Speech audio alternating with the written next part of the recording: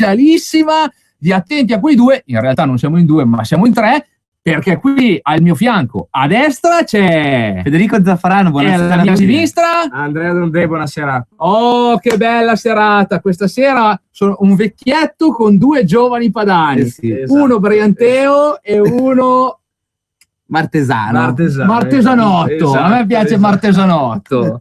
Allora ragazzi, cosa mi raccontate? Come è iniziato quest'anno? Ma Andrea, per me è iniziato bene l'anno, Ma per sì, te? dai, hanno nuovo vita nuova.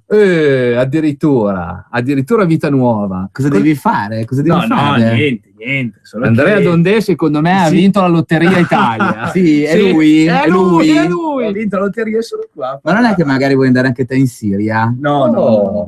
Magari sai. Ci stavo pensando, ma Portati dietro Renzi. Renzi, sì. È Sì, un'idea, eh. è un'idea. Secondo me puoi stare proprio tranquillo con Renzi. Soprattutto per stare tranquillo in Siria. Va bene ragazzi, come avrete capito, questa sera sopperiamo chiaramente a una puntata che questa sera appunto sono venuti a mancare i conduttori che salutiamo calorosamente e li abbracciamo. Per vostra sfortuna questa sera c'è una puntata speciale di Attenti a quei due, come dicevo poc'anzi, che invece in realtà è Attenti a quei tre.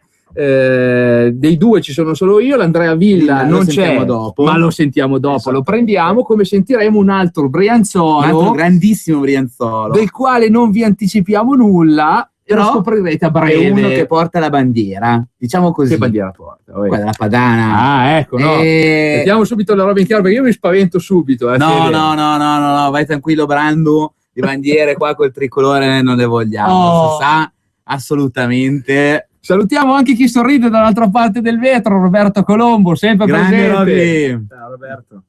Allora, Federico, Sì, dica. che cosa succede? Dai, Che cosa succede? sì, cosa succede? In questi giorni ne stanno succedendo tante, dai drammatici attentati terroristici al nostro pagliaccio Renzi che si diverte ad andare in Europa a raccontare cose ambigue, diciamo così, no?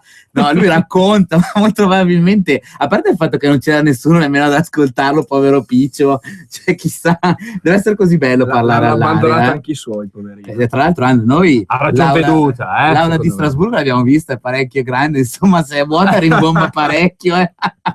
Mamma mia, ragazzi. Beh, però Si sarà adesso, sentito un po' solo, ma tralasciando magari lo scherzo, Sì. il problema è che 6 mesi di presidenza italiana in Europa, il risultato è stato pari a 0. Questo è emblematico, no? Anzi, non è emblematico, fa riflettere, perché riflette quello che sta facendo in Italia, cioè 0. Il governo italiano governato da Renzi fa 0, tranne forse per quello che anticiperemo più tardi, che ha detto questo nostro ospite che avremo più avanti. Lì invece sta facendo tanto, lì invece sta facendo veramente tanto, troppo. No? Poi Faccio un azzardo. fai un azzardo. Secondo me ci sono degli interessi nascosti dietro. Facile, sì, è troppo palese. Voglio dire, poi vabbè, è facile scadere in polemiche di bassa lega, però voglio dire, un po' un esempio anche abbastanza eclatante l'abbiamo visto quando è successo tutto quello che è successo sul discorso Mafia Capitale.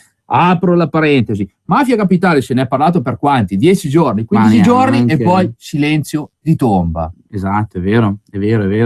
Marino improvvisamente, che era un mentecato, lo dicevano i suoi, non lo diceva il sottoscritto, è diventato improvvisamente il sindaco più bravo di tutta la storia di Roma Capitale, e guai a chi lo tocca.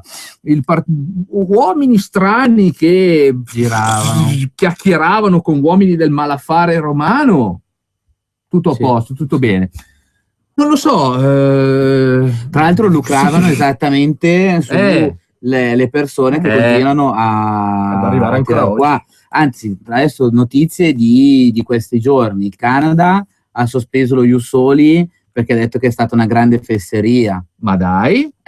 Lo ricordiamo a qualcuno? Anzi, visto che abbiamo tirato in mezzo una certa signora Chiese parlando di Ius Soli, la famosa vignetta che è stata fatta dal nostro collega leghista, come si va in Francia a parlare di di libertà di stampa, libertà di pensiero, e poi dopo si condanna una vignetta. Ah no, e allora qui c'è incoerenza. Qui c'è qualcosa che non funziona. Ma a questo punto, visto che giustamente voi due avete tirato in ballo il semestre europeo e appena terminato ringraziando Dio, esatto, alla Chiarella e specialmente nella frazione di Mettone si usa dire che questi qui stai il giusto d'animale, perché il giusto d'animale non fa né bene né male. Questa è la verità. Vabbè, ascoltiamo il contributo del nostro mitico capitano che replica a quello che è stato il discorso dell'inutile Renzi. Grazie Presidente, ma il semestre non è bocciato dalla Lega Nord, è bocciato da quest'Aula. Io vorrei che per 10 secondi i cittadini in tutta Europa che ci stanno seguendo via TV e via web non vedessero la mia bella o brutta faccia, ma grazie alle telecamere inquadrassero quest'Aula, girando. È il nulla, è il deserto. È la degna fine di 6 mesi di chiacchiere. Neanche gli uomini del partito di Renzi hanno perso qualche minuto del loro tempo per ascoltare il suo nulla. Evidentemente quest'aula deserta è la miglior risposta alle parole al vento di chi ci ha dato 80 pagine 6 mesi fa. Abbiamo letto Europa un nuovo inizio. Oggi ci dà altre pagine su quello che è stato fatto. Cosa ci rimane in mano? Disoccupazione ai massimi storici, una moneta sbagliata come l'euro che nessuno rimette in discussione, sulla difesa delle imprese zero, sulla difesa del Made in Italy zero, sulla difesa delle imprese europee dall'invasione dei prodotti contraffatti dalla Cina zero, cambiare la direttiva Bolkestein che sta mettendo a rischio migliaia di lavoratori del settore balneare zero, difesa dell'agricoltura zero. 4.000 aziende del riso a rischio perché siamo invasi dal riso che arriva dalla Cambogia, zero. Aziende di frutta e verdura, zero. Preferite fare gli accordi col Marocco. Nel nome del dialogo chiudono le aziende in Europa e aiutiamo le multinazionali che vanno a investire in Nord Africa. Geniale. Ci occupiamo dei problemi di mezzo mondo, ci sono 2 soldati europei da anni trattenuti in India, rimandati avanti e indietro, zero. Immigrazione, avete cambiato i nomi ma non cambia il senso, potete chiamarlo Mare Nostrum, Triton, Pippo, Pluto o Paperino, è in corso un'invasione senza precedenti che mette a rischio l'incolumità di milioni di cittadini europei, su questo cosa avete fatto? Zero. La Russia, ma in un momento come questo invece di andare in giro a Parigi, giustamente come hanno fatto tante persone per bene, dialoghiamo con la Russia, che deve essere un nemico contro l'estremismo islamico. Di una cosa sono contento, di questo nulla. A pagina 11 del suo programma c'era l'intento di riavviare i negoziati per far entrare la Turchia in Europa. Fortunatamente il suo nulla ci ha evitato anche il riavvio di questi negoziati. Grazie, in bocca al lupo e viva la Lettonia che sicuramente saprà fare qualcosa di più rispetto alla drammatica presidenza italiana. Drammatica. Matteo è sempre, come dico io, ottimista. Lui è uno che sente il profumo della vita. Sì, è vero. Beh, però penso che non ci potevano essere altri aggettivi per poter descrivere quella che è la situazione in generale, non più ormai solo quella della penisola italiana, ma anche quella in generale dell'Europa, perché comunque la Francia, tralasciando un attimino quelli che sono stati questi problemi di questi ultimi giorni, vive un periodo di grave crisi. C'è chi addirittura mi aveva detto la Francia, scusate, ha vissuto per 30 anni sopra le sue possibilità. Beh, molto probabilmente è vero, perché anche loro hanno avuto un drastico calo nell'economia, hanno avuto un vero drastico, una vera riduzione, una vera. Brandu, purtroppo noi dobbiamo fare i conti con l'Europa, purtroppo, no? Non più, prima dovevamo fare i conti con Roma, adesso dobbiamo fare i conti con Roma e Bruxelles, come dice Salvini. A me, ti dico, mi vengono i brividi, infatti chiedo al regista Colombo di alzare un po' la temperatura, ma sicuramente anche se alza il riscaldamento i miei brividi non. Sì. Tra l'altro dovremmo fare una piccola precisazione. Quel gran pistola di Renzi, diamogli i suoi nomi, che si permette di dire magari qua c'è qualcuno che non riesce a leggere 2 libri contemporaneamente. Simpatico. Parliamo del suo inglese. Parliamo del suo inglese, anche perché con quello che ha speso delle lezioni private quando era sindaco di Firenze. Sì. Sì, Brandu, sì. Va bene, Sì, bene. Allora, visto sì. che il Federico è così innamorato del Premier Renzi, Ma glielo voleva facciamo cagare. ascoltare. He was a worker, so he invented the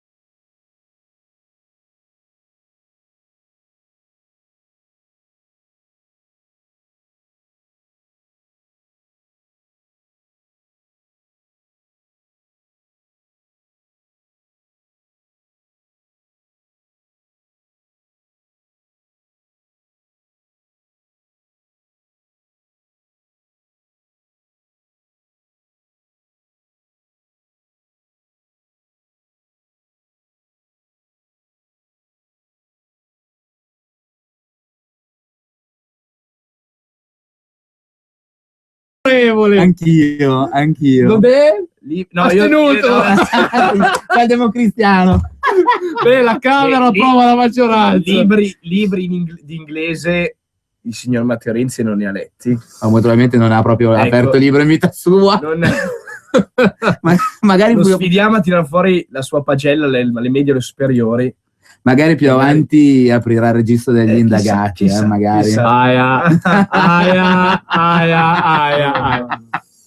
Intanto salutiamo, oggi ho conosciuto un nuovo amico, ovvero il Pampurogio, il mio amico Pampurogio, questa specialità desiana che mi è stata donata gentilmente oggi dal mio amico Villa, che praticamente è stata la stecca che ha dovuto pagare per poter intervenire questa sera in diretta su Radio Padania. Adesso ho capito. Vabbè, dai, glielo possiamo concedere perché oggi ripartono col 2015 ad Esio, quindi dai, glielo concediamo. Ma sì. Questo Pampurogio che appunto potete vedere, se nessuno sa che cos'è, sulla mia pagina Facebook, sulla pagina appunto Facebook di Andrea Villa, questa specialità, questo dolce desiano che viene realizzato solo ed esclusivamente ad Es e nella festività dell'Epifania. Ecco. Ho capito. Allora, visto che siamo ai saluti, mi permetto di salutare mio padre, mio papi, che oggi compie gli anni. Perché è nato il 28 febbraio, quindi il 29, allora le compie ogni 4. Ma oggi, non essendo il 29 di febbraio, il signor Gaetano compie del 60, quindi sono 54 anni. Tanti auguri al Gaetano. Tra l'altro dovrebbe anche sentirci, quindi. Bene, allora mi corre l'obbligo di fare anche tanti auguri di buon compleanno a Donatella Magnoni Vitali, che anche lei oggi compie gli anni, nostra militante e consigliere comunale al comune di Vermezzo. Auguri Donatella. Bene ragazzi, e allora adesso abbiamo finito la trasmissione, andiamo. Abbiamo finito di già? No, dai. Non abbiamo finito da dire, no, non è vero. Assolutamente non abbiamo niente da dire, di cose ce ne sono da dire tante, veramente, Brando. Da dove possiamo riniziare dopo quel video che è veramente scandaloso? Guarda, non lo so, abbiamo parlato di Renzi, abbiamo parlato del semestre europeo, parliamo del governo. Parliamo del governo. E, insomma, prima dicevamo Te che prima delle 11 mi voglio far star male questa sera. Allora. ma io ho già fatto, guarda, domenica, non so se l'hai visto, magari dopo lo mandiamo, ho già fatto star male un'altra persona in Ecco, diretta. bene. Allora dopo facciamo Persone vedere anche cattive quelle. che Persone sei, cattive Federico. e insomma, noi ogni tanto ci dobbiamo esprimere, no? Purtroppo stiamo qua in radio, accettiamo tutte le chiamate perché noi siamo liberi, Certo. e però ogni tanto qualcuno la spara grossa. Sì, e viene bacchettato. Viene bacchettato pesantemente. No, è stato Bene. è un video che sta diventando virale, però dopo lo rifacciamo sentire. C'è una chiamata. Attenzione, Brando, c'è una chiamata. Questi sono i miracoli di Radio Padania Libera, perché noi, senza aprire le telefonate, che attenzione, chi intende intervenire lo può fare allo 02 6620 3529, anche senza dire che le linee erano aperte, i nostri ascoltatori magicamente chiamano. E allora ascoltiamo chi è il primo. Pronto? Ma io sono sempre con l'orecchio acceso, non vi preoccupate, qui guarda, voi potete parlare finché volete, credere che non c'è nessuno che ascolta, ma io sono sempre in ascolto. Bravo. Io faccio audience. Oh, Comunque, buonasera Padania, Francesco Davarese. Ciao, Ho Francesco. ho sentito aria di compleanno e per quelli del 59 e del 60 tanti auguri. bene. Grazie. Io sono un 59, qualche giorno fa l'ho fatto anch'io, faccio Allora, gli auguri al tuo papi, forza che siamo forti. Bene. 59 e 60 sono gli anni migliori, Ah, poi bene. vengono anche gli altri, però prima il 59 e 60. Eh sì, quelli del 61 e 62 vengono dopo, per forza di cose. Io li ho compiuti il giorno dell'Immacolata, che è l'unica cosa di bello che mi regala la vita, una delle cose di bello che mi regala la vita, mi correggo, è proprio il giorno del mio compleanno che è festa, se no finché il Papa non decide di levarla io farò sempre festa. Ma attenzione, perché Renzi... Fammi lavorare il giorno di Natale, ma non fammi lavorare quel giorno. ma attenzione, perché Renzi può metterci lo zampino, può arrivare prima del Santo Padre. È vero. Ma guarda, io non voglio criticare quella persona lì che a me mi fa venire molto. Io dico solo che quando tutte le volte, scusate la volgarità, che al mattino vado al cesso, tiro l'acqua, mi giro e vedo la faccia di Renzi. Non penso che tu sia l'unico, anzi. Io la mia quello che vedo io, gli altri spero che guardino gli altri anche questo, però io lo vedo così. Purtroppo quando tutte le volte che tiro l'acqua e se ne va, solo che lui è sempre a galla purtroppo. Insomma. Vabbè, dai. Comunque non commetto più alle spalle degli altri, dai. Se mi senti mi ha capito cosa voglio dire. Benissimo. Comunque, se non mi sente spero che qualcuno glielo dica. Va bene ragazzi, buon proseguimento. Altrettanto, buona serata. Di nuovo auguri al tuo papi grazie. Sono Francesco Davarese, dai. Ciao Francesco, buona serata. Ciao, altrettanto, ciao. Grazie. Allora, ne abbiamo un'altra chiamata, la prendiamo subito. Pronto?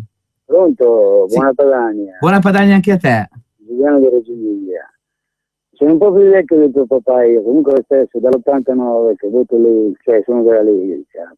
Voglio sapere se ciò che avete pensato o pensate, di cui avete parlato prima, sospetto anch'io. Non è che hanno preso all'Italia questi paesi arabi con questi contratti sotto banco, cioè di fare entrare, ma hai capito il discorso? Di fare entrare un po' di gente in questo paese, perché qui c'è qualcosa che non quadra veramente, cioè c'è una cosa di assurdo, mi segui ciò che ti voglio dire? Sì. Sotto banco, lo stesso sono entrati Salvini. all'Italia, questi paesi arabi, cioè questo non so se sono gli Emirati, l'Arabia Saudita, questa società di dov'è, che sotto banco di nascosto gli italiani abbiano detto ci fate entrare tutti i nostri musulmani che vengono nel vostro paese senza problemi, sotto banco logicamente, perché c'è qualcosa che non quadra in questa situazione in cui ci comporta il Fano e Renzi e tutto il governo, c'è qualcosa che non quadra, perché è inammissibile. Cioè i cittadini italiani, del più anziano, del più bisognoso, sono dimenticati, i soldi per questi ce li hanno, per chi prende 200 euro al mese invalido in italiano non ti danno niente, cioè hai capito? C'è qualcosa che non quadra. Un giorno forse salterà fuori.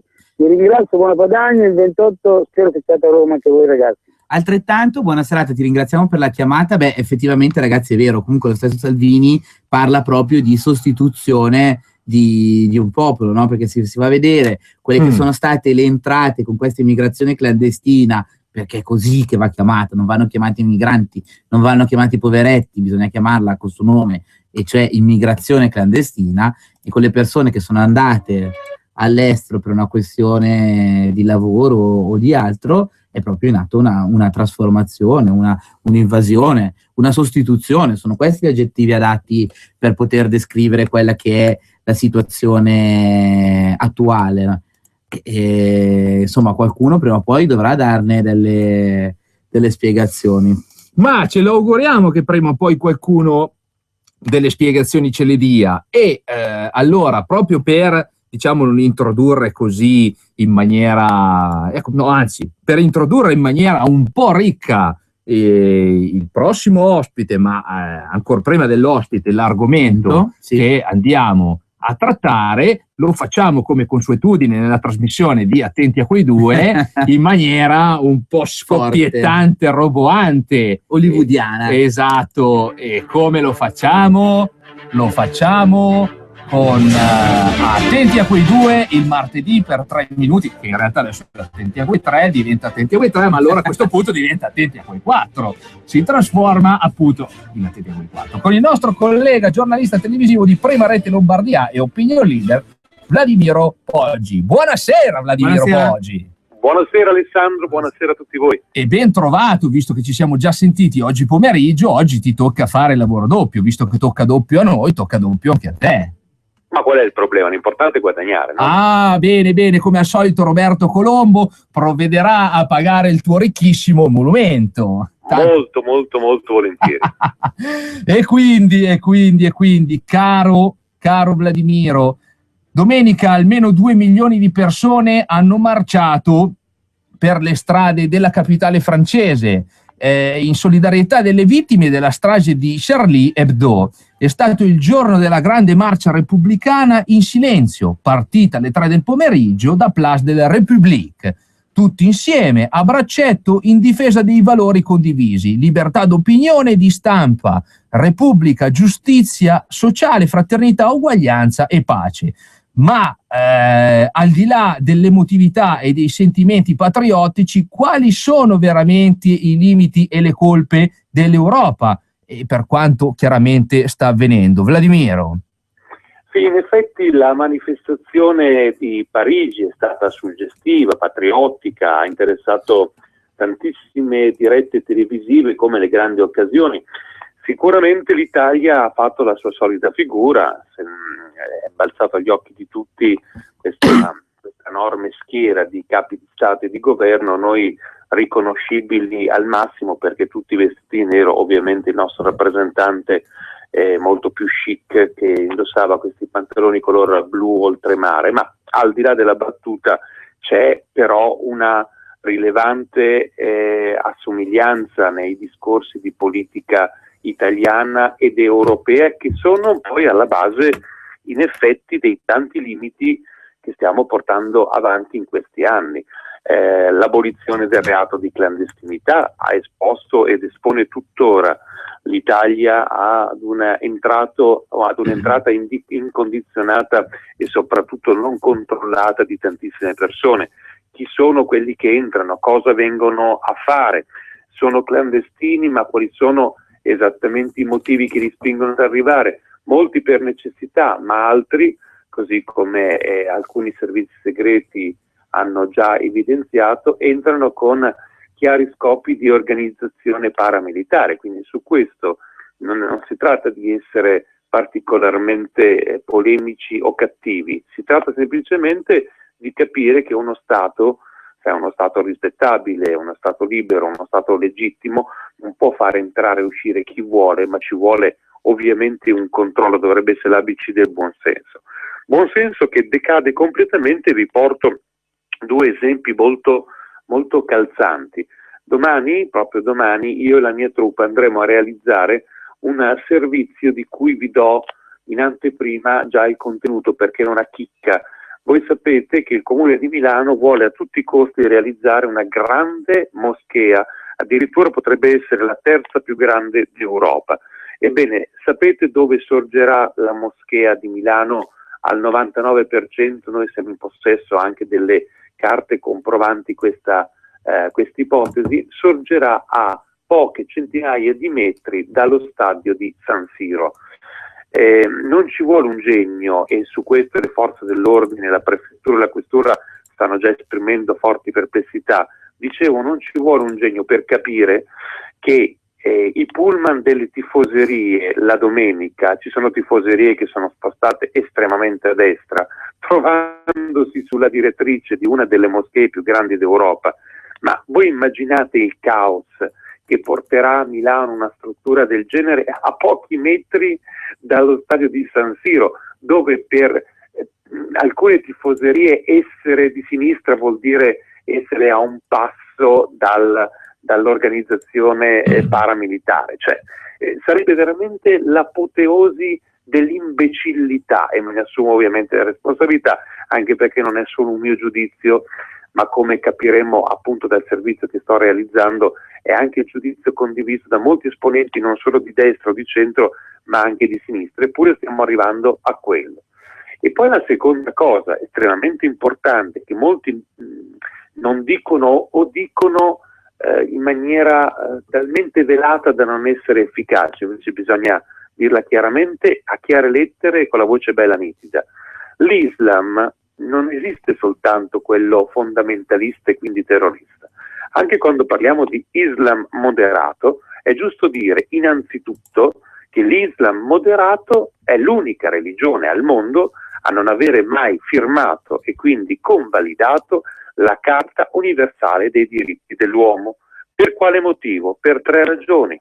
La prima ragione è perché la Carta dei diritti dell'uomo dice che gli uomini e le donne sono uguali. Per l'Islam moderato, quindi non sto parlando di terroristi o fondamentalismi, ma per i moderati, quelli che si fasciano la testa ogni volta che c'è un attentato e che versano lacrime, ecco, per questi moderati le donne sono inferiori, quindi non possono essere paragonati agli uomini. Prima bestemmia. La seconda bestemmia è quando la Carta dei diritti dell'uomo dice che lo Stato non può essere religione e la religione non può essere Stato. Anche in questo caso gli islamici, quelli moderati, dicono no, esistono invece anche degli stati teologici come l'Iran o addirittura peggio ancora il califato dell'ISIS, dove il peccato è anche reato. Terza ed ultima bestemmia, secondo me anche la più inquietante, è quando la Carta dei diritti internazionali universali dell'uomo dice che non esiste differenziazione e quindi non ci può essere persecuzione nei confronti di scelte soggettive sessuali, cioè la Carta dei diritti dell'uomo dice che l'omosessualità non è assolutamente da ritenere come una forma di malattia. No, apriti cielo, ci sono stati islamici dove l'omosessualità è punita con la morte. In Egitto, vi ricordo nei giorni scorsi, 14 egiziani a processo, in questo caso fortunatamente assolti, ma perché era un segnale da dare alla comunità internazionale, altrimenti venivano decapitati. Ecco, questa è un po' la situazione. Quando si parla di scontro di civiltà, non si parla di scontro tra cattolici e islamici, tra laici e islamici, tra protestanti e islamici. Si tratta di individuare e dare un nome e un cognome alle cose. Una religione che non firma, non sottoscrive, non convalida i diritti universali dell'uomo è una religione che si basa comunque su precetti contrari ai diritti dell'uomo. Qualcuno si offende? Beh, come dicono dalle mie parti, la parte offesa dallo al gatto e per il resto sei libero di andare. Grazie a voi tutti e ci sentiamo presto. Grazie Vladimiro. Ciao Vladimiro.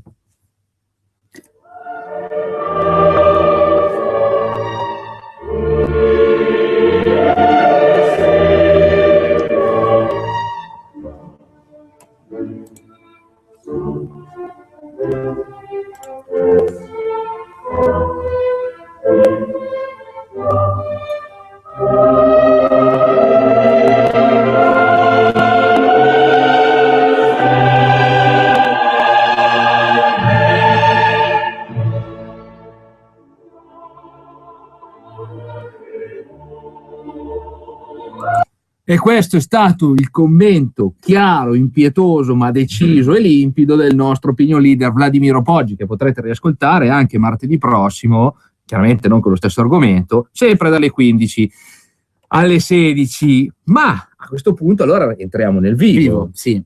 Entriamo nel vivo. Di governo. stavamo parlando di governo, parliamo un po' di quello che fa la Lega, no? Perché allora c'è chi fa le puttanate, cioè, non siamo più in fascia protetta, dai. Esatto. Non siamo più in fascia protetta, dai, Roby. No, E ci sono quelli che pestano i calli e quelli che fanno le puttanate. Allora, se dobbiamo parlare con franchezza, facciamolo. Esatto. Allora, il giorno 9 di questo mese c'è stato un intervento molto interessante dell'onorevole Paolo Grimaldi. Vediamo un po' chi ci sarà, dove parla, diciamo, al governo, visto che era un'interrogazione fatta al ministro dell'interno, tale ministro Alfano. Esatto, che era peraltro sceso finalmente in Parlamento per appunto esporre quella che era la sua informativa, no? Una semplice informativa, quindi non una giornata in cui c'era voto in aula, infatti un'aula semideserta, perché, come ci spiegava oggi pomeriggio Paolo Grimaldi, nel momento in cui non c'è una votazione, tutti se ne fregano e stanno a casa, anche se parla una persona, lasciando perdere il personaggio, comunque un riferimento dello Stato, ministro degli interni, che comunque è una figura sicuramente importante,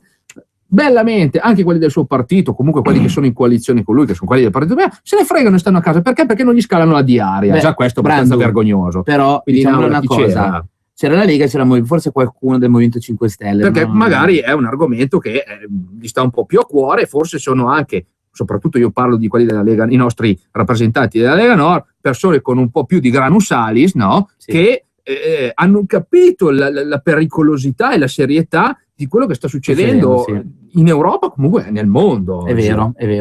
Però Brando, c'è anche da fare un piccolo discorso, ma visto che c'era qualcuno che ci ha mandato un messaggio e porca miseria, aspetta che adesso lo riapriamo, lo leggiamo perché è molto interessante. Allora, Salvini, record assenteista al Parlamento europeo. Sei un buffone ed un cialtrone. Allora, a parte il fatto che questa storia è veramente vecchia e più volte sconfessata, però allora il caso strano vuole che durante l'informativa del ministro Alfano sui fatti avvenuti a Parigi c'era in aula solo la Lega, e oggi di nuovo in Parlamento europeo c'era ancora solo la Lega. Domanda: non è che forse sono i vostri parlamentari ad essere assenteisti? E cialtroni, aggiungo io. Ma non lo so. Vabbè, mandiamo Grandu l'audio di Grimaldi, che è stato veramente un intervento molto intelligente questo. Grazie signor Ministro. È vero che non tutti i musulmani sono terroristi, ma è vero che tutti i terroristi religiosi sono musulmani. Parole di Oriana Fallaci, giornalista e scrittrice, se vogliamo, di sinistra, insultata e vilipesa perché ha avuto il coraggio di denunciare l'islamizzazione dell'Europa e i danni di un'immigrazione selvaggia che purtroppo voi, con questo governo, state perorando in tutti i modi. Noi abbiamo visto da dopo le Torri Gemelle gli attentati alla metropolitana di Londra, dove sono morte 52 persone, gli attentati alla stazione ferroviaria in Spagna, 191 morti, gli attentati alla metropolitana di Mosca e adesso in Francia con una sequela di attentati piccoli e grandi fino ad arrivare ai fatti dell'altro giorno. È un'ennesima dichiarazione di guerra all'Occidente, ai nostri valori, da parte di un certo Islam. Chi non vede questo è cieco, e noi però denunciamo che questo governo è collaborazionista dei terroristi, perché quello che voi state facendo nei fatti perora la causa dei terroristi. L'onorevole Cicchitto parlava di espulsioni. Signori, voi avete azzerato il fondo espulsioni, lo avete azzerato. Cosa parlate di espulsioni? Lei, signor Ministro, dice di ritirare i passaporti, ma se andate a prenderli con le navi da guerra che non hanno neanche i documenti, di cosa stiamo parlando? Di cosa stiamo parlando? Noi siamo l'unico paese che andiamo a prendere sul bagno asciuga dei paesi musulmani terroristi, li portiamo qua, gli diamo una base logistica perché gli diamo la casa. Il terrorista prepara delle bombe, deve stare tranquillo, gli diamo le sigarette, il terrorista deve coordinarsi, gli paghiamo pure il telefono. Ma di cosa stiamo parlando? Ti paghiamo vitto e alloggio, ma lei lo sa che è notizia di qualche minuto fa che i capi dei 2 terroristi dei fatti di Parigi frequentavano il centro islamico di Viale Jenner a Milano? Sono qua, sono da noi, e la responsabilità è di chi come voi sta facendo provvedimenti assurdi. Lei, signor Ministro, ha parlato di polizia postale. Lei sta chiudendo 64 distaccamenti della polizia postale. Lei chiude in tutto il paese 250 distaccamenti delle forze dell'ordine, tra cui la polizia di frontiera. Lei, signor Ministro, ha tolto la scorta a giornalisti e esponenti politici che si schierano apertamente contro l'immigrazione clandestina di massa. Questo è quello che sta facendo, e se malauguratamente capitasse un attentato da noi, i primi responsabili sarete voi, che state perorando la causa dei terroristi, siete i collaborazionisti di quella gente. Lei ancora sta e non lo dice solo la Lega, ci sono 2 procure, quella di Palermo e quella di Milano, che hanno aperto dei fascicoli sulle operazioni di questo governo, che Mare Nostrum, Frontex, Triton, chiamatela come volete, che andate a pigliare questa gente sul bagnasciuga dei paesi musulmani. 2 procure hanno aperto dei fascicoli ipotizzando che ci sia il reato di favoreggiamento per il terrorismo internazionale. Questo l'hanno fatto le procure del nostro paese su quello che questo governo sta facendo. Ponetevi delle domande, perché se noi continuiamo con questa immigrazione clandestina incontrollata e a non dare i soldi alla nostra gente, ma a finanziare l'arrivo di queste figure, noi mettiamo in pericolo non solo la nostra sicurezza, ma allora sì il nostro futuro, perché noi pensiamo che i valori dell'Occidente vadano tutelati. E mi spieghi in quale paese musulmano c'è l'Islam moderato? In quale paese musulmano? In Pakistan, in Iran, in Egitto. Ma aprite i giornali, leggete la cronaca. Siamo tutti bravi a fare i buonisti, aggiungo io, stupidi. Ma quando si tratta di guardare i fatti e la cronaca che avviene in quei paesi, io non ho notizia purtroppo di un solo paese musulmano che sia veramente moderato e che non si senta che chi è adultero venga lapidato, che chi è blasfemo debba morire, venga ucciso, che chi è apostata sia condannato alla pena di morte. Io vorrei sentire il Presidente della Camera, l'onorevole Boldrini, invece di fare i convegni sul termine presidenta per i diritti delle donne, parli del fatto che l'Islam dice apertamente che la donna è inferiore, parli di infibulazione, parli di quella ragazza in Iran che ha fatto 1 anno di carcere per essere andata allo stadio, parli di queste cose, non delle cazzate che il Presidente Onorevole della Camera Grimaldi, per favore, ha anche finito il tempo, grazie onorevole Grimaldi. Voi siete colpevoli di quello che sta succedendo. E un'ultima cosa, signor Ministro, se lei pensasse minimamente che i suoi provvedimenti sono importanti e urgenti, ma mi spieghi una cosa: perché fate un disegno di legge invece che un decreto? Concluda, ma fate un decreto, fatelo urgentemente, fate i decreti sul sesso degli angeli. Concluda, e sui Grimaldi. terroristi perdete mesi a intervenire. Grazie. Svegliatevi! Grazie. Svegliatevi! La Brianza primavera. Grandissimo il nostro Paolo Grimaldi. Sì, la Brianza produce Più solo, di Zaffarano. produce solo qualità, non ce n'è, solo qualità, solo.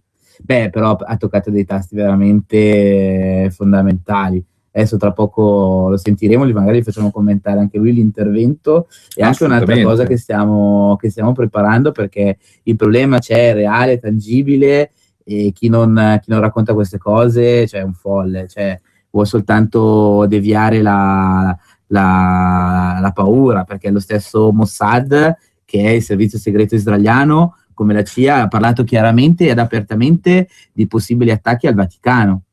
Sì, tra l'altro io, se mi posso permettere, appena è successa la strage a Parigi nella redazione di Charlie Hebdo, sinceramente la prima cosa che mi sarei aspettato diciamo dopo quelli che sono i soccorsi chiaramente, è quantomeno una dissociazione da parte di coloro che dal mio punto di vista, da un punto di vista mediatico e da un punto di vista sociale, potevano essere coloro i quali venivano colpiti maggiormente, ovvero quelli che chiamano, che oggi è di moda chiamare, i musulmani moderati, ok? E mio malgrado ho dovuto notare che questa dissociazione ha tardato un poco ad arrivare. Non solo, è arrivata solo su sollecitazione da parte di quello che è l'Occidente, diciamo in generale, senza fare nomi e cognomi. Una sollecitazione che appunto ha portato i vari imam, viene in mente quello che è stato più intervistato, diciamo, in queste settimane, in questi giorni, quello di Firenze, ma anche di altre comunità, quella francese, eccetera, che si sono dissociati davanti alle telecamere, ma pare che a telecamere spente, quindi a riflettori spenti, nei bar, vabbè, loro non vanno al bar, ma magari bevono la Fanta, non c'è bisogno di andare al bar a bere la birra. Pare che non sia proprio così. No, effettivamente sì, è capitato, l'abbiamo visto anche ieri con un intervento fatto a Quinta Colonna, una piccola, diciamo, hanno intervistato delle persone, degli islamici fuori il Palasciarp, che come sappiamo ogni tanto viene trasformato in moschea. Sì. Quando c'erano le telecamere, tutti che condannavano quanto accaduto a Parigi, per poi ritrasformare quello che era accaduto. Addirittura c'è stata una persona che li ha chiamati 12 cani. Ci picchia. Una parola molto forte. Io direi che 12 cani è un'espressione un po' forte. Decisamente sì. Anche per una persona viva, a maggior ragione per uno morto. Soprattutto morto in quel modo, soprattutto. E insomma, e tutto questo è stato detto a telecamere nascoste, quindi non sapeva che c'era una telecamera che stava registrando. Insomma, la stessa cosa, magari poi, come dicevo, la riprendiamo, è capitata qua a Radio Padania domenica quando facevamo la Catapulta, il programma che io conduco. Questa persona che ha chiamato e che difendeva quanto accaduto a Parigi. Cioè, non stiamo parlando di cose un po' strane. Ma dovremmo allora a questo punto avere finalmente in linea con noi il nostro ospite, che è già stato ospite con noi oggi pomeriggio, che ha avuto la pazienza e la bontà di essere qui con noi anche questa sera. Paolo Grimaldi! Ciao, buonasera a tutti. Buonasera. Ciao, Paolo. Ciao Paolo. Allora Paolo, abbiamo appena mandato il video del tuo intervento all'interrogazione di Alfano. Vuoi aggiungere qualcosa al già più che ottimo intervento? Beh, innanzitutto un encomio a Radio Padania, perché da radio si è trasformata in televisione, perché se avete mandato il video, i potenti mezzi di Radio Padania non hanno più confini. No, c'era solo l'audio, c'era solo... Scherzo.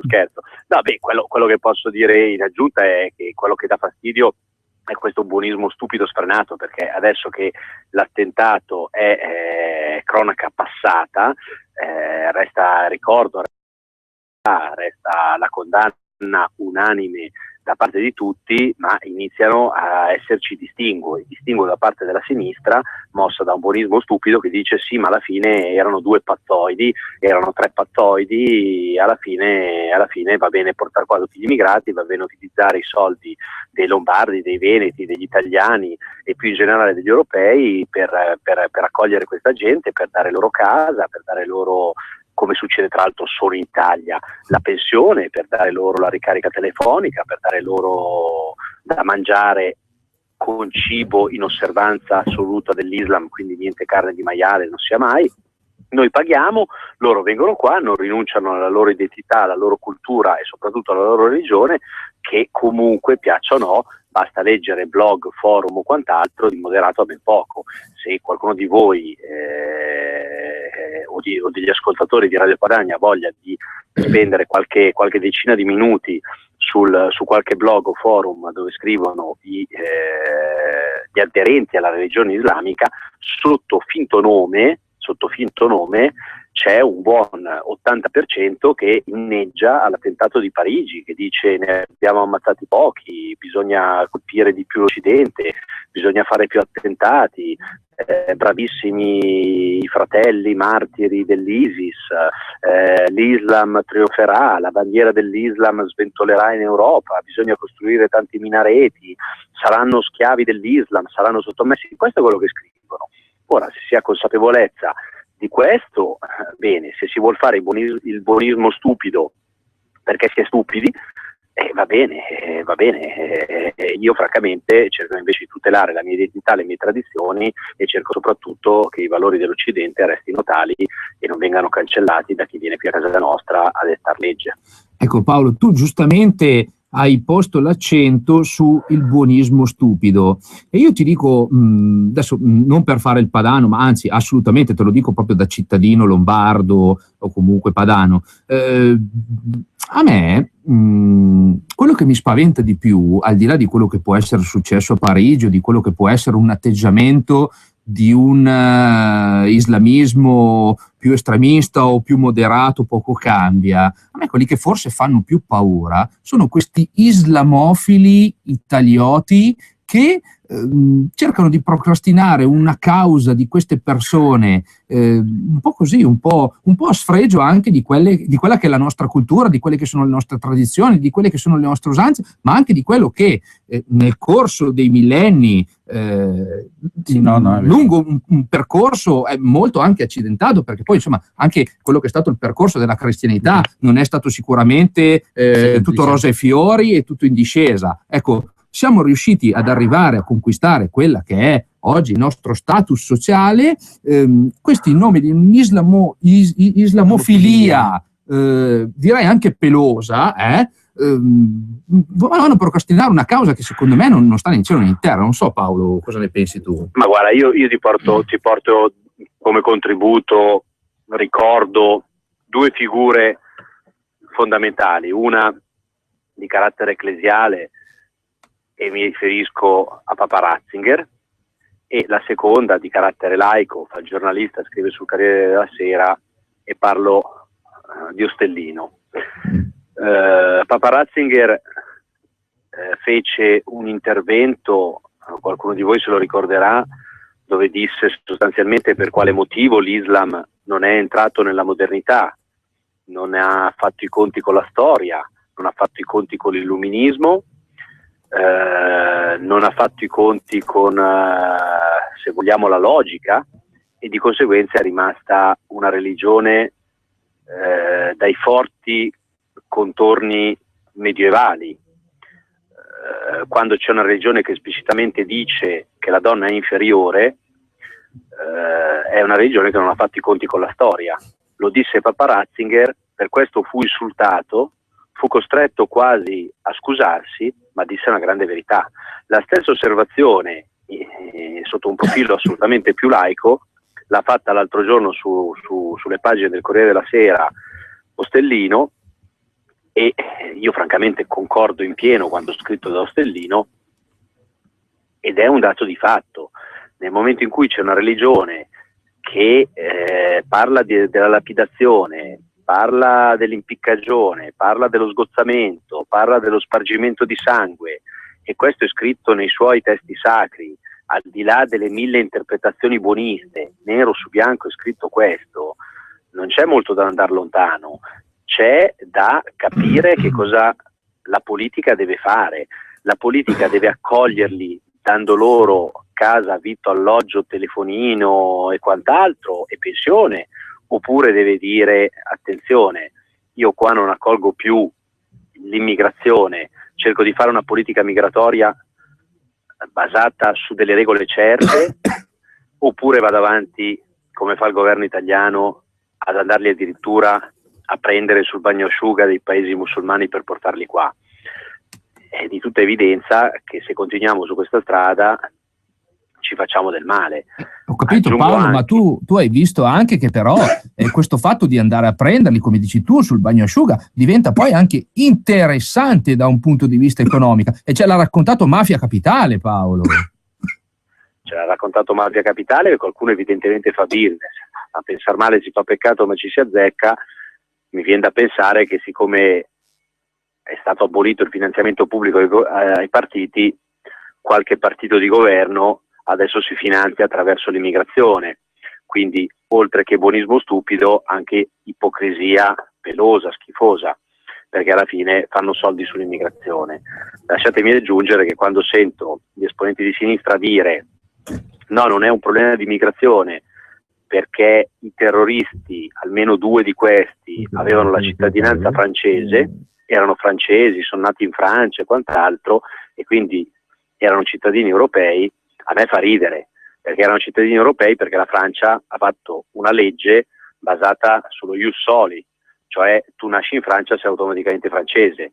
Noi sappiamo che ci sono tanti paesi europei, tra cui l'Italia, ma non è l'unica, ce ne sono tanti che invece hanno ancora lo ius sanguinis, cioè non conta che tu sei nato in Italia, conta se i tuoi genitori hanno cittadinanza italiana o meno per acquisire la cittadinanza italiana.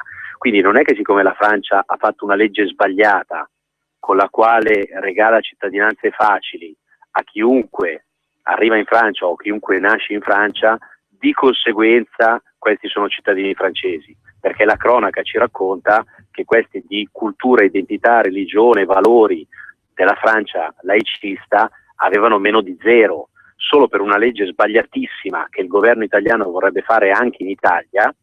Questi si trovavano a essere degli estremisti islamici che per pura coincidenza oppure per stupidità della politica del continente europeo si trovavano addirittura con passaporto francese in tasca. Paolo, stai con noi, adesso pubblicità.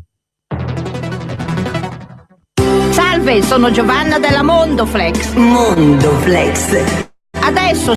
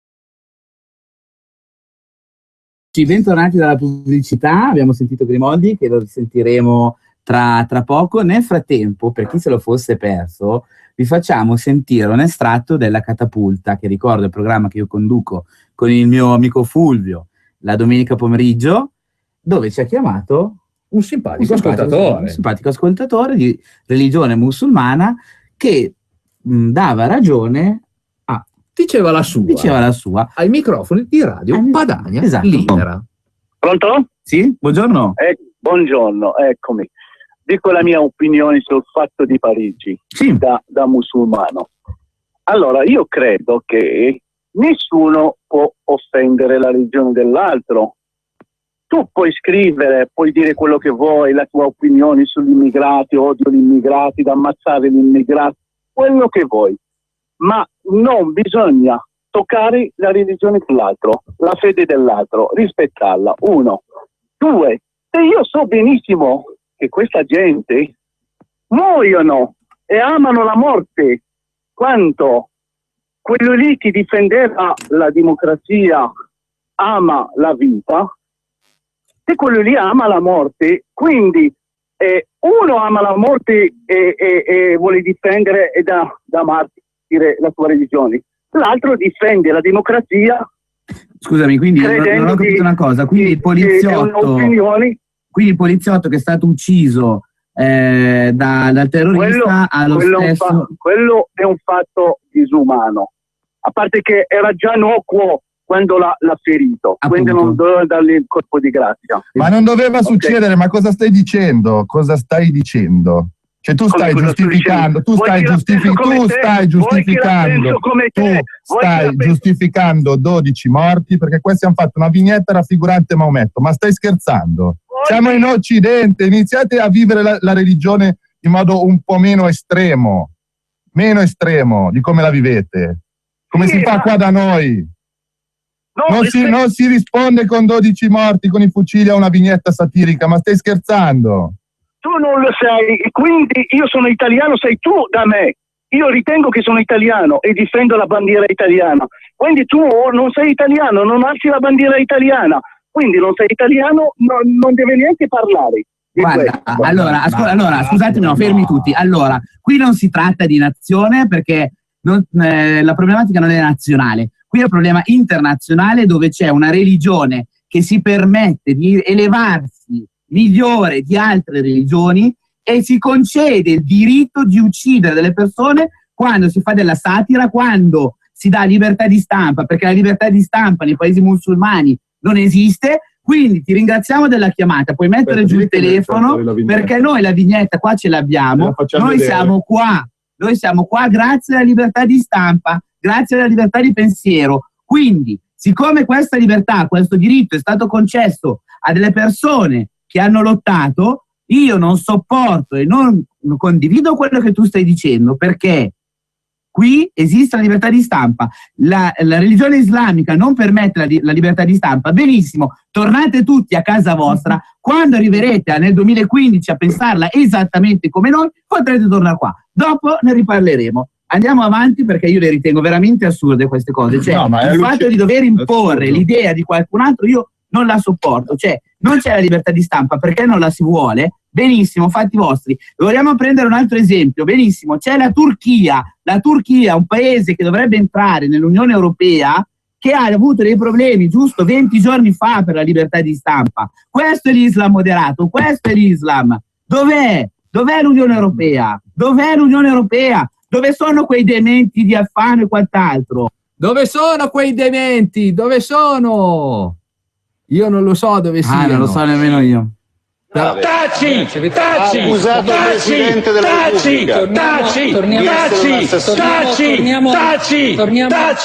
Torniamo per favore di dibattito. Non può chiedere il tacere al parroco e parlare e interrompere me. Torniamo al dibattito. Ripeto, nessuno il Presidente della Repubblica ha Qui abbiamo un grande Vittorio Sgarbi che anche lui si è un po' alterato dopo aver sentito questa un po' simile al nostro Federico telefonata.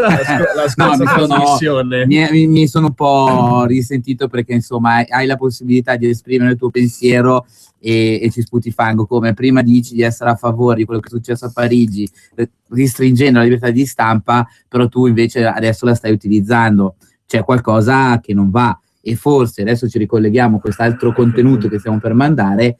Questo Islam così moderato molto probabilmente non esiste. Probabilmente non esiste. Adesso ascoltiamo le parole dell'imam della moschea di Londra. L'imam Choudhary è un imam londinese, cittadino inglese, che vive a Londra e che dice delle cose terribili. Ma ascoltate, perché delle cose che dice ad Alessandra Buccini c'è qualcosa che ha già anticipato prima Carlo Freccero, c'è una critica radicale al sistema, diciamo, dei valori occidentali.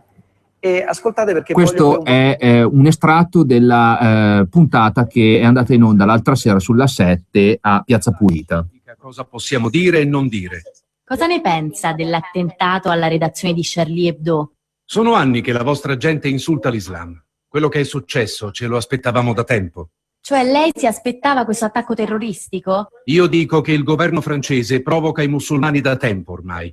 Ha bandito il burqa, hanno complottato contro i musulmani in Iraq e Siria, hanno occupato le nostre terre, hanno sfruttato i musulmani in Africa e adesso hanno permesso alle persone di insultare il messaggio del Mohammed. Quindi certo che mi aspettavo che ci sarebbero state ripercussioni. C'è una lunga lista di persone che hanno insultato il profeta e molte di queste sono già state uccise. Che vi aspettavate? Mi sta dicendo che la strage nella redazione di Charlie Hebdo sia giusta? I droni americani ci bombardano durante i matrimoni, i funerali. Molte persone sono state torturate, persone innocenti. E beh, quello che è successo a Parigi, il Corano è molto chiaro su questo. Chiunque insulti il profeta deve morire. Io personalmente credo che andrebbe processato da una corte della Sharia e, se colpevole, giustiziato. Perché non imparate la lezione e basta? Questo è quello che dice l'Islam. Perché hanno continuato a fare una cosa del genere? Perché noi crediamo nella libertà di espressione e di pensiero. Gliel'ho già detto, io non ci credo. Ma lei in questo momento in realtà mi sta parlando dicendo cose inaccettabili da sentire dopo quello che è successo a Parigi. Eppure sta parlando, non è questa la libertà di espressione? Io sto parlando perché Allah mi ha creato e mi ha dato il permesso di dare il punto di vista islamico al mondo. E voi non potete usare eufemismi come libertà di espressione e di parola per coprire azioni di provocazione come quelle che stava facendo quel giornale da anni. Quindi lei si rifiuta di condannare l'attacco? Fino a che voi non aprirete gli occhi e vi renderete conto delle vostre azioni, la situazione non cambierà. Se altri insulteranno il profeta, le ripercussioni saranno le stesse e ci saranno altri attacchi. I musulmani non sono come i cristiani che dicono di porgere l'altra guancia. I musulmani si difendono. Si difendono da cosa? Dai disegni? Per voi sono solo disegni, ma quei disegni erano inaccettabili. E non vi sorprendete se i giornalisti vengono presi di mira. Sono considerati quelli che fanno propaganda per i regimi che stanno mandando i loro uomini a uccidere musulmani. Quindi lei pensa che uccidere giornalisti sia giusto? Io dico che siamo nel mezzo di una guerra. I giornalisti, ma anche i civili occidentali, non sono al sicuro. Sono visti come parte del nemico. Ritirate le vostre truppe dai nostri territori. Noi ci stiamo ribellando contro i nostri regimi. Quando li avremo rimossi, daremo attuazione alla Sharia e arriveremo noi da voi, in Italia. Ci troverete là, a Roma e nelle altre città. Non mandate la vostra gente nelle nostre terre. Ci pensiamo noi a venire da voi. È una minaccia? Quello che sappiamo dalle profezie del Messaggero è che il giudizio non arriverà finché un gruppo della nostra comunità non conquisterà Roma. Quindi, un giorno, statene certi, Roma sarà sotto la Sharia. Ma guardate che è una cosa bella, non dovete avere paura. La democrazia ha fallito, così come il capitalismo. Le persone non credono più che la democrazia liberale abbia le soluzioni per problemi come la povertà, l'immigrazione, la mancanza di prospettive per i giovani. Avete fallito, è l'Islam il futuro dell'umanità. Pensa che anche in Italia ci sia il rischio di attentati? Per quanto ne so, l'Italia sta aiutando gli americani nella coalizione contro lo Stato islamico e i musulmani. Quindi non vi sorprendete se anche da voi ci saranno ripercussioni serie per quello che state facendo. Quindi Andrea, la Sharia è una cosa bella, non ti devi lamentare. Ricordiamo, dato che prima ne parlava anche il nostro amico Poggi, e poi su cui si è ricollegato anche Paolo, è una legge islamica in cui è prevista la pena di morte nel caso di 4 casi principali, che sono adulterio, uccisione di un musulmano, e in alcuni casi anche per omosessualità. Bene. E nell'ultimo caso, adesso non mi viene in mente, ma comunque questo per indicare il grado di civiltà. Beh, basta sentire le parole che ha detto questa persona. E anche per apostasia, che bene, quindi è rilascio volontario della propria religione, l'abbandono volontario. Quindi, bene. Per Bene. chiudere il cerchio, ecco. Quindi Paolo Grimoldi, cosa diciamo? La peggiore è proprio l'ultima che hai detto, l'apostasia, cioè io voglio cambiare religione, io non mi sento islamico, io sono buddista, io sono ebreo, io sono ateo o divento tale, ovviamente devo essere scozzato. Che posso dirvi? Chi vota per il Partito Democratico ha qualche problema di dissociazione mentale con la realtà. Quando sentiamo questioni, interventi come quello che avete appena mandato voi in radio, e lo sanno anche i sassi che questi hanno nelle Sacre Scritture la conquista di Roma, e noi li trattiamo dandogli loro, in un momento di crisi economica, quindi ancora prima che sbagliato, è immorale, perché ci sono i nostri imprenditori che si uccidono, i nostri anziani senza casa, i nostri giovani senza lavoro, noi diamo loro casa, vitto, alloggio, pensione, e questi ci hanno in mente di comandare a casa nostra.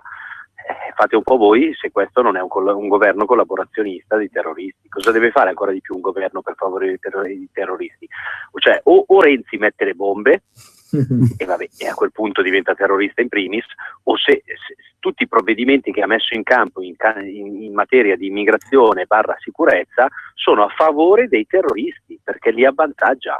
Non c'è un solo provvedimento che limita la possibilità di queste figure di intervenire a casa nostra. L'altro giorno, quando Alfano ha riferito in aula, ha detto che farà un disegno di legge.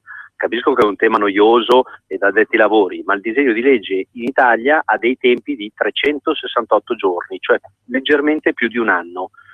Non fanno neanche un decreto che quantomeno entra in vigore subito. No, perché per loro il terrorismo non è un problema, non è un'emergenza, non è una questione da trattare. Le questioni sono altre, le questioni sono evidentemente finanziare Mare Nostrum per andarli a pigliare, sono aumentare le tasse, mettere l'IVA sul pellet.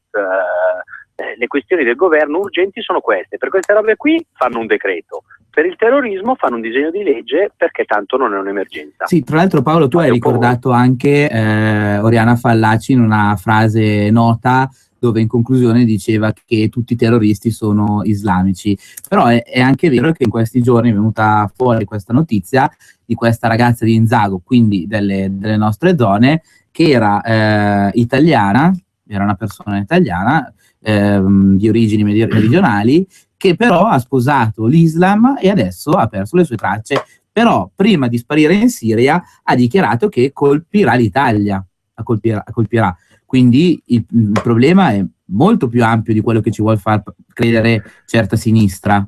Paolo, vogliamo passarti però una telefonata, un ascoltatore che è in attesa. Pronto? Pronto? Sì, sei in diretta. Buonasera a tutti, io sono telefono della Sardegna. Sì. Io non vorrei essere troppo truculento, però sono convinto che nessuno di voi ha mai visto morire un uomo per emorragia acuta. Io sì, per motivi ovviamente di lavoro, diciamo così, ed è uno spettacolo orribile. Allora la metafora è questa, cioè sarebbe bastato mettere un dito su quell'arteria per salvare quell'uomo. Noi siamo esattamente nella stessa situazione, una metafora chiaramente, perché da questa nostra ferita sta sfuggendo il nostro sangue vitale sotto forma di disoccupazione per i nostri giovani, sotto forma di tasse inique, e quindi stiamo perdendo sangue vitale ossigenato, e stiamo immettendo al suo posto, a quello che perdiamo, stiamo immettendo questa marea di, diciamo, illegali, questa marea di, come li chiamano, no? di migranti, che sostituirà il nostro sangue vitale e non ci porterà ossigeno, quindi moriremo un po' per volta. Io penso che non siete disposti a vederci morire così, non siamo disposti ad accettare questo, e penso che il 28 febbraio a Roma non sarà sufficiente, anche perché immagino che Salvini lo sappia. Sarà una protesta fatta nel cuore della tirannia, ma i tiranni sicuramente non ne prenderanno atto. Grazie. Grazie per la chiamata. Paolo, dicevamo, il problema è molto più ampio. Il problema è molto più ampio.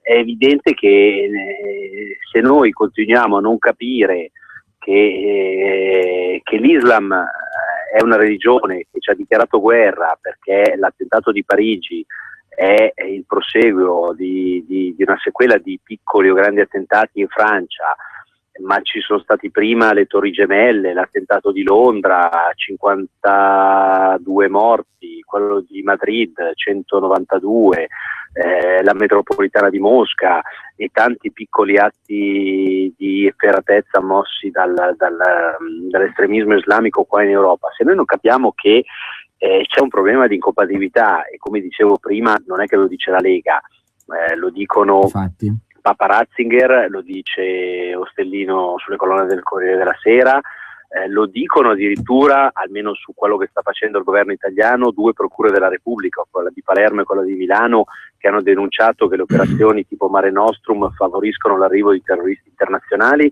e ricordo che qualche settimana fa a Pozzallo ne hanno fermati 3 per caso, perché un poliziotto ha visto che sullo screensaver del telefonino di uno dei migranti appena sbarcati a Pozzallo c'era un mitra. Io non so cosa avete voi sullo screensaver del telefonino, ma qualcuno ha il proprio bambino, qualcuno ha la famiglia, qualcuno ha lo stemma della squadra di calcio, qualcuno ha il proprio cane, non lo so, però non so quanti hanno un mitra come screensaver del telefonino. A un poliziotto per fortuna è scappato l'occhio, ha visto un mitra su un telefonino dei migranti appena andati a recuperare con l'operazione Mare Nostrum pagata da noi, con la quale noi a questa gente una volta arrivati paghiamo casa, pensione, telefonino e sigarette, oltre che ovviamente da mangiare tutti i giorni, e indagando si è scoperto che c'erano 3 figure di quel barcone collegati al terrorismo internazionale. È vero, Paolo, è vero. Hai ragione. Allora, noi ti ringraziamo per l'intervento e per i molti minuti che ci hai dedicato a noi e ai nostri ascoltatori. Ricordiamo l'appuntamento al quale sarai presente domani, che è la sfida russa al mondialismo, giovedì, alle ore 21:15 alla Sala Maddalena di Monza. È un appuntamento aperto a chiunque volesse partecipare. Confermo, lo trovate sul mio profilo Facebook, Sala Maddalena di Monza, perché soprattutto a maggior ragione in questo momento con la Russia bisogna andare d'accordo, bisogna dialogare, non farsi la guerra, non mettere sanzioni come fa demenzialmente il governo italiano mettendo in difficoltà le nostre aziende. Invece che mettere sanzioni e creare ulteriore disoccupazione in Italia, ci si metta d'accordo con la Russia per combattere il terrorismo internazionale, invece che litigare per cazzate, semplicemente perché abbiamo un governo, lasciatemelo dire, di incapaci, dall'ottima dialettica, ma una dialettica serva della menzogna, perché questo è Matteo Renzi. Benissimo, ti ringraziamo ancora per il tempo e ci vediamo giovedì sera, Paolo. Grazie. Grazie a voi, e chi è interessato, Paolo Grimoldi _Lega Nord, trova le coordinate di questo incontro pubblico sul tema Russia. Padania Libera. Grazie Paolo, buona serata. A voi. Ciao ragazzi. Ciao. Ricordiamo velocissimamente il conto corrente postale 37671294 per chi volesse fare una donazione a Radio Padania Libera, perché il borsellino del nostro regista Roberto Colombo langue. E quindi ragazzi, siamo veramente arrivati in fondo al termine. Avremmo voluto ascoltare altre persone, però purtroppo questa sera è andata via così. Siamo partiti all'inizio che quasi non sapevamo cosa dire, invece talliva che in belle vinde giù a momenti. Quindi un saluto da Andrea Dondè, da Federico Zaffarano. Noi ci sentiamo però domenica alle 15 con la catapulta. Benissimo, appuntamento con tutte le domeniche, mi raccomando, dalle 15 alle 16. Perfetto, e sempre dalle 15 alle 16 invece ci sarò io con Andrea Villa ad Attenti a quei due il martedì. L'appuntamento che è diventato un cult, ma anche una trasmissione cult del martedì pomeriggio. È veramente ancora Roberto Colombo. È veramente tutto, noi vi salutiamo, vi abbracciamo forte, andate a letto a fare la nana, ma non spegnete la radio e ascoltatevi le repliche di Radio Padania Libera. Buona serata. Un abbraccione. Saturday night,